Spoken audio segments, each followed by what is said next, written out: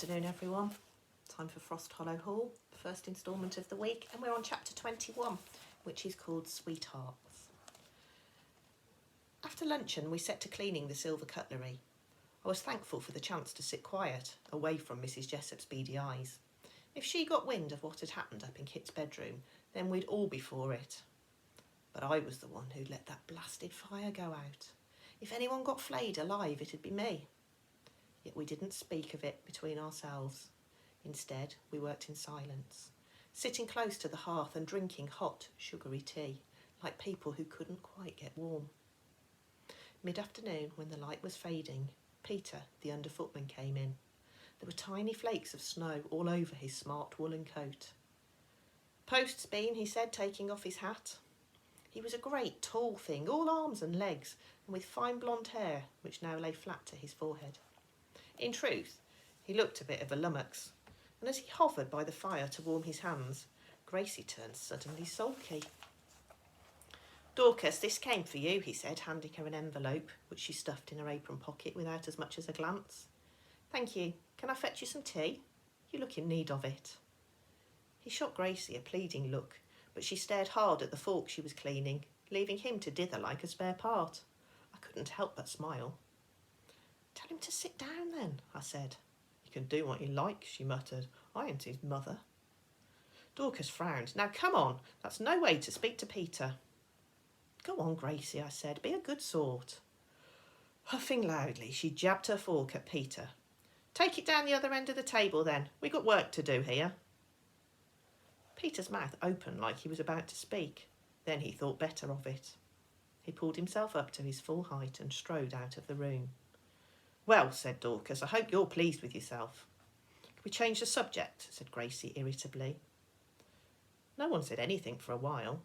The fire hissed as snowflakes blew down the chimney, and the clock on the wall ticked lazily. I began to feel almost sleepy. Then Gracie spoke like she was halfway through a thought. "No, I honestly can't think of one boy I'd trust with a confidence." Dorcas smiled. "Sounds a bit dramatic. Well, it's true. They all think we're half-wits." "Are we still talking about Peter then?" "Well, he'll do for starters." "What do you think, Tilly?" said Dorcas. "I reckon this Peter looked a fine one to be calling anyone else a half-wit." "I know girls I'd not trust, never mind boys," I said, thinking of Eliza. Gracie rubbed a spoon furiously. "I've given up on boys, I swear I have." Dorcas tried not to smile. "Until Peter wins you over again. It's always like this with you two. You fall out, make up, then fall out again." I tried to picture how Peter might win anyone over with his baby fine hair and great gangly legs, and gave up. "Not this time," said Gracie. "Maybe you should try your luck with that butcher's boy, Will Potter, instead. He seems a nice sort," said Dorcas. My face went suddenly hot. "I wouldn't count on it," I said, a bit too quickly. "All the girls like him. Well, most of them anyway." But Gracie was busy scowling at Dorcas. "I don't need no matchmaking, tar very much. And anyway, what would you know about having a sweetheart?" Dorcas's hand went to the pocket of her apron. "You'd better mind your manners," she said coolly. An uneasy silence fell over us. It was almost 4:30 by now, and very nearly dark outside. Shadows lurked in the corners of the room. The fire hissed and spat. Any good cheer I'd felt had gone, and despite the hot tea, I was suddenly chilled to the bone. I moved my seat closer to the hearth. It didn't stop dark thoughts returning. Something was very wrong with this house. A spirit haunted the back stairs. Above stairs was a queer shrine to a dead boy. The place was so full of secrets. Even the servants seemed to have them for flip's sake, so goodness only knew what Lady Barrington was keeping to herself. A service bell rang and someone out in the passage shouted, "Her ladyship, front parlour." As Dorcas glanced my way, I felt the colour drain from my cheeks. "I'll answer it this time," she said, reading my look. "You two finish this cutlery off." I thanked her. "Save your thanks, you'll have to face her again soon enough." She swapped her plain pinny for a lace one and tucked the letter up her sleeve. Once Dorcas had gone, Gracie said, "I bet that letter's from her sweetheart." "Dorcas is very pretty," I said. "She must have men queuing up." Gracie shook her head. "Only one. He writes every week, but she's cool as anything. She's got plans. Oh? To be housekeeper of a big, fine house. She don't want to get married. It struck me as a sad thing to choose a job over love.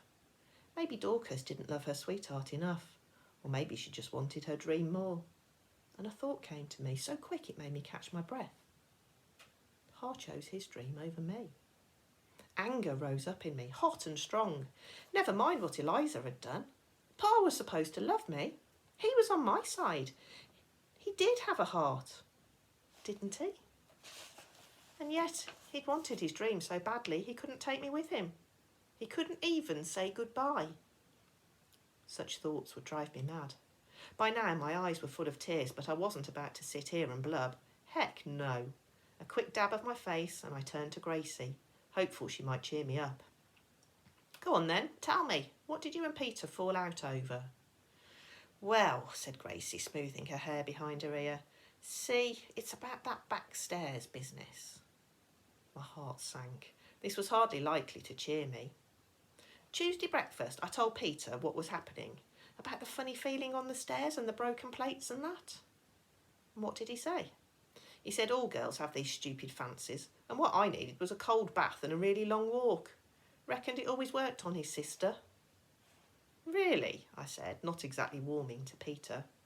But I told him it weren't no fancy. I said I'd seen plates spinning through the air clear as day. Bet he didn't believe that. No, he didn't. And the stupid clock told Samuel Ketteridge. So then he started on at me, saying they'd think I wasn't right in the head and they'd send me away if I wasn't careful. Oh, Gracie. No wonder she couldn't be civil to Peter. I felt guilty now that we'd teased her. Rather than asking him to stay for tea, we should have told him to sling his hook. And by the time breakfast was finished, I was so upset, Mrs. Jessup said I was fit for nothing and made me go back to bed. Of course, Tuesday was the day we'd got done trespassing, and Mrs. Jessup was one made down. So it was because of Samuel Ketteridge's teasing that I'd got my foot in the door here. It was hard to be glad of it, though, when I felt so sore for poor Gracie. We fell quiet to our thoughts. The polishing was nearly done now, but for a few fiddly-looking forks. I reached for one and held it to the light. So you've broken off with Peter for good, I said, squinting at the fork. Oh, yes. It's finished. I trusted him with a confidence and he blabbed it. No true sweetheart does that. I looked at Gracie. What if Peter had believed you? But he didn't, did he? Sometimes people surprise you and believe you when no one else does. She glanced at me sideways. You thinking about a sweetheart of your own? I can see you are. I shook my head. No, I'm not. And I wasn't neither. I was thinking about Will Potter in an almost kindly way. Because compared to Gracie's Peter, Will was a flipping saint. When I told him about Kit, he'd listened. And for this, I was mightily grateful. Chapter 22. Broken China. Evening came and still no one collared me about letting Kit's fire go out. I'd been expecting it. Mrs. Jessup had eyes like a hawk. Then, just as we were clearing away the supper things, she appeared in the kitchen doorway, notebook clutched to her chest. The look on her face turned me proper cold. Oh God, I thought, this is it. Lady Barrington's told her everything. I held my breath as her eyes slid over me. Then she opened the notebook and started flicking through the pages. It seems we're rather light on china. I counted out 16 plates and 16 side plates, and yet only 12 of each have made it back to the cupboard. China? I breathed again, though Gracie started looking shifty. I'll check, Mrs. J, and let you know, said Cook quickly. They're probably on the drying rack still. See that you do, said Mrs. Jessup, and wrote something down in her book. Looking up again, her gaze rested on me. You've used the ointment for your hands, she said. Yes, Mrs. Jessup. I caught Cook's eye. She had the strangest expression on her face. Cook glanced at Mrs. Jessup and back at me, and whistled under her breath. What? I mouthed, thinking I'd done something wrong.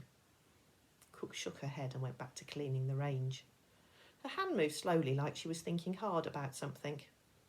I'll be in my office, said Mrs. Jessup. Send Tilly to tell me when the plates have been accounted for.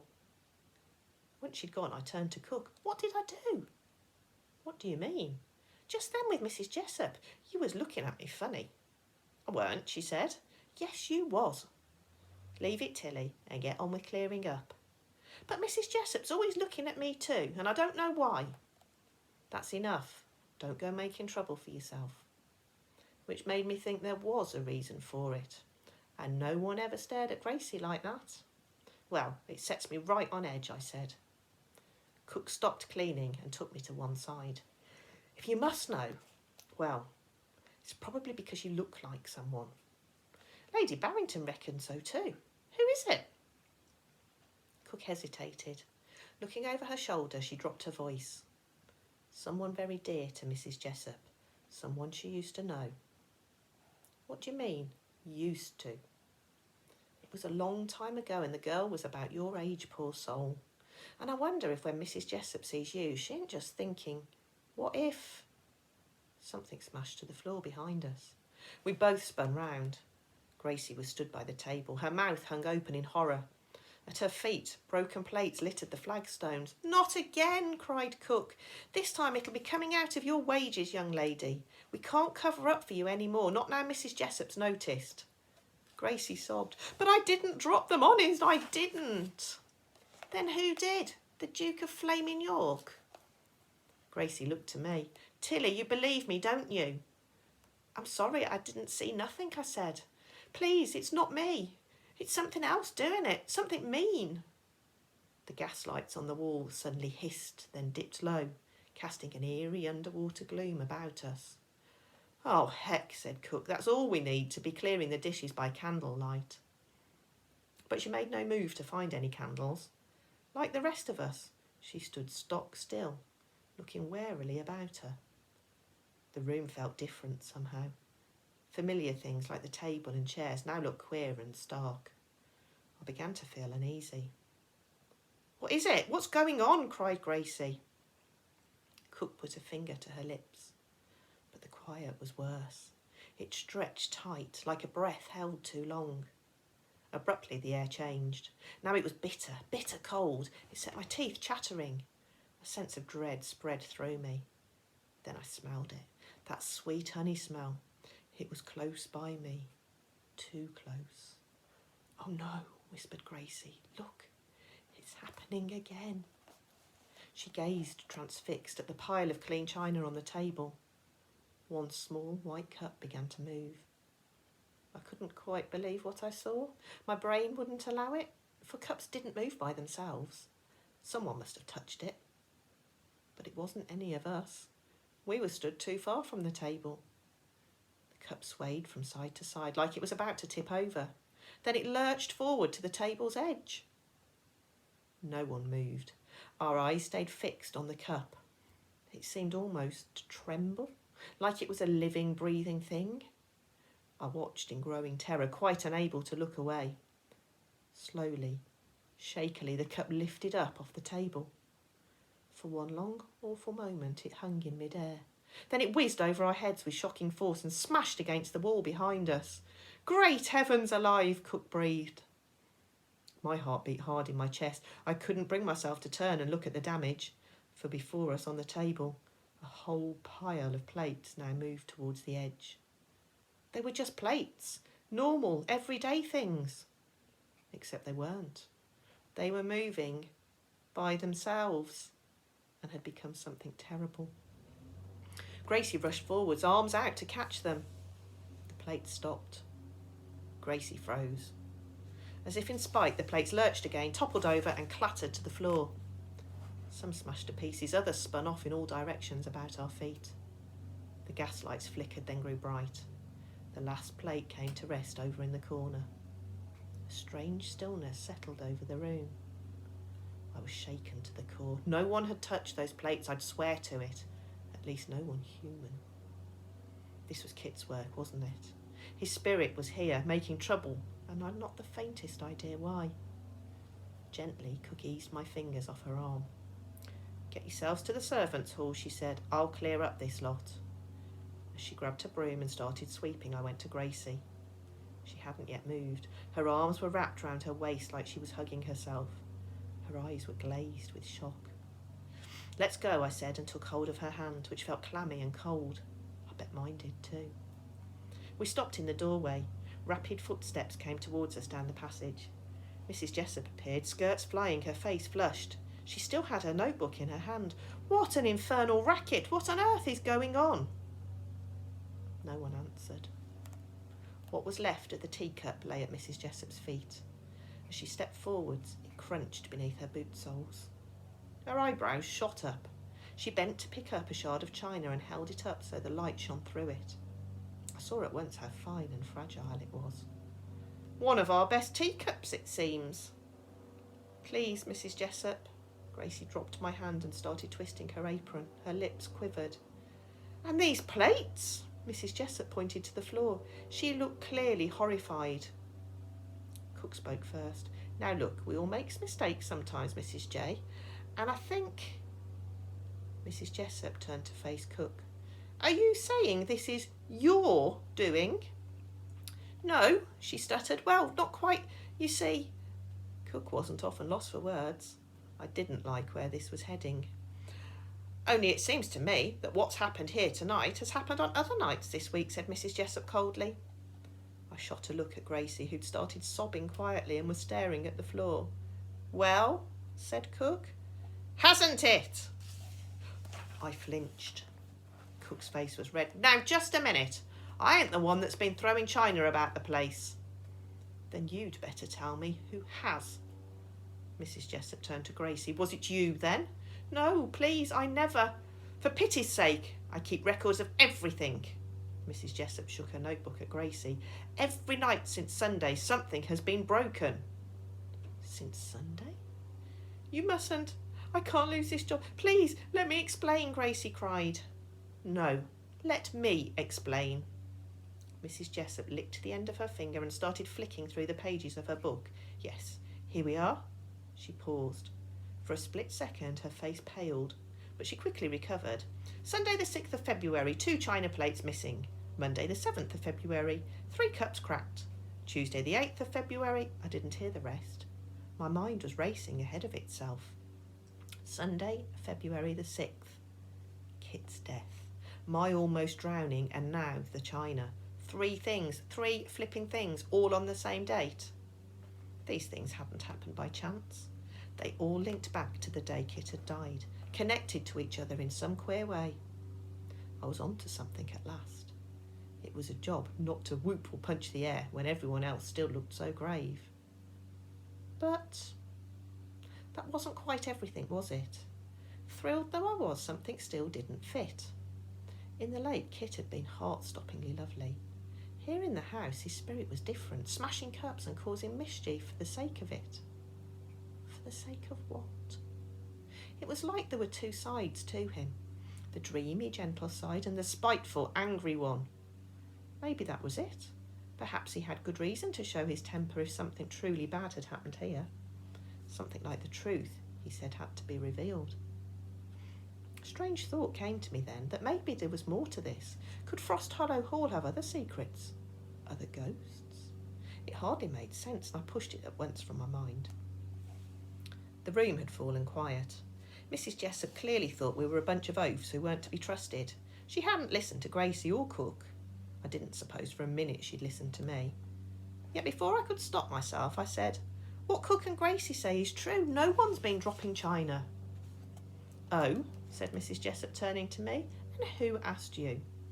"I saw what happened just now." "Then perhaps you might tell me." Cook put a hand on my arm. "You don't need to do that, Tilly." "Well, it ain't right to blame Gracie nor anyone else. I'm not afraid of the truth," I said, though my palms were sweating. "If you want to keep your position, just be careful what you say," warned Cook. Mrs. Jessup raised her voice. "If someone doesn't tell me this second what is going on..." "There's a spirit down here," I said in a rush. "We think it's angry at something." Mrs. Jessup went white. She pressed her fingertips to her forehead and sighed deeply. Then she looked straight at me. "This is worse than I anticipated." "You can't sack her," cried Cook. "That ain't fair." "If It'll be Lady Barrington's decision. Cook looked horrified. Her ladyship? But it's you and Mr. Phelps what decides on the household staff. You mustn't tell her. It's high time Lady Barrington was told. We have huge problems keeping hold of our staff. And is it any wonder when you're all scaring the living daylights out of each other? But what good would it do really with her nerves such as they are? Have a heart, Mrs. J. Mrs. Jessup shook her head. This nonsense has got to stop. We cannot run a house like this. With the greatest care, she smoothed her hair and tucked her notebook under her arm. Then she came at me. Out of the corner of my eye, I saw Cook try to stop her. Mrs. Jessup grabbed my wrist. A hard yank and I was out into the passageway. She dragged me towards the green felt door. Wait, I cried, digging my feet into the floor. Please, wait. One look at Mrs. Jessup's face, and I knew there was no chance of that. That's the end of today's story. Back for some more tomorrow. Have a nice evening. See you soon. Bye.